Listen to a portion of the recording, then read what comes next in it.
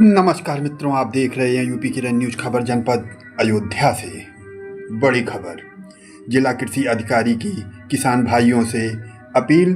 किसान भाई, इस समय रबी की बुआई चल रही है। किसान भाई DAP, PNK और PNKS खाद उर्वरक का प्रयोग करें। आइए सुनते हैं क्या कह रहे हैं कृषि अधिकारी। का मौसम इस समय चल रहा है, किसान भाइयों को आप क्या संदेश देंगे?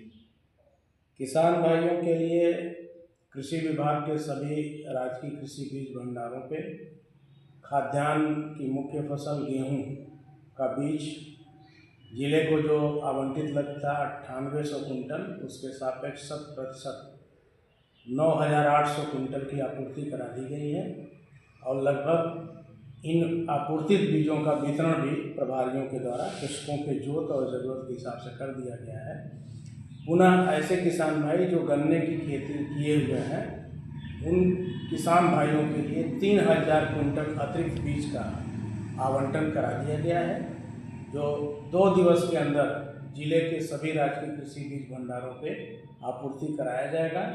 किसान भाइयों से अपील है, अनुरोध है कि वो गेहूं की बुआई दिसंबर के महीने में अनिवार्य रूप से ऐसे खेत जिसमें गन्ने की फसल खड़ी है, गन्ने की फसल की कटाई के बाद उसमें बुआई कर लें।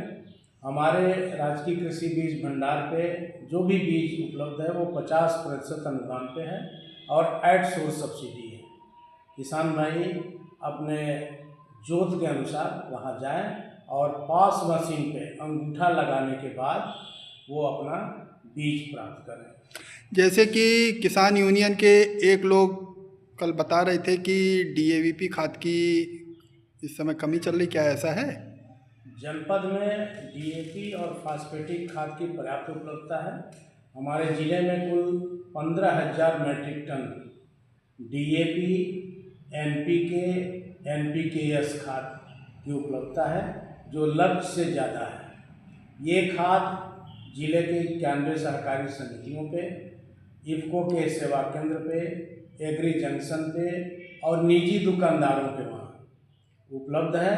किसान भाइयों से अपील है कि वो खाद के बोरे पे लिखे हुए मूल्य को देखें, उतना ही दाम देकर प्राप्त करें। जो भी किसान भाई फास्फेटिक के रूप में DAP का प्रयोग केवल करते हैं, उनके लिए विशेष रूप से मेरा सुझाव है कि DAP से अधिक पोषक तत्वों से भरा हुआ खाद NPK, जिसमें नाइट्रोजन, फास्फोरस और पोटास, दूसरा खाद NPKS, जिसमें नाइट्रोजन, फास्फोरस, पोटास और सल्फर की मात्रा है, जो फसलों के लिए बेहद आवश्यक है, इसका प्रयोग करें।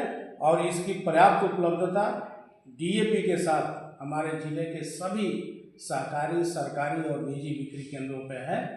आप अपनी जोत के अनुसार संतुलित मात्रा में उर्वरकों का प्रयोग करें, जिससे लागत आपकी कम आए और उत्पादन में वृद्धि हो सके।